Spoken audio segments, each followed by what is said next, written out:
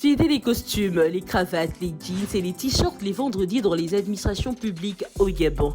Le gouvernement a officiellement rendu obligatoire le port de la tenue africaine pour les agents publics civils. Et voici 5 choses à savoir sur ce décret.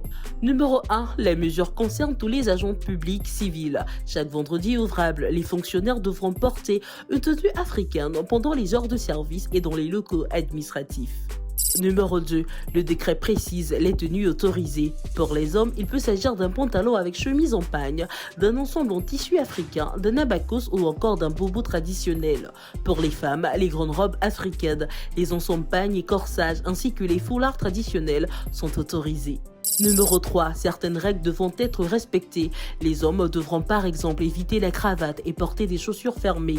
Le décret insiste aussi sur des tenues décentes, adaptées au cadre administratif et respectueuses des règles d'hygiène et de sécurité. Numéro 4. Tout le monde n'est pas concerné. Les forces de défense et de sécurité, ainsi que les agents soumis au port obligatoire d'un uniforme professionnel, ne sont pas concernés par cette mesure.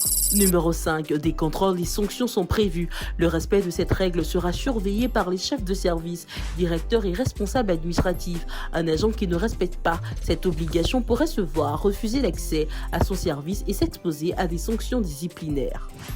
Avec ce décret, le gouvernement veut promouvoir l'identité culturelle nationale tout en installant une nouvelle habitude vestimentaire dans les administrations publiques du pays. Pour rester informé, abonne-toi, like et partage la vidéo.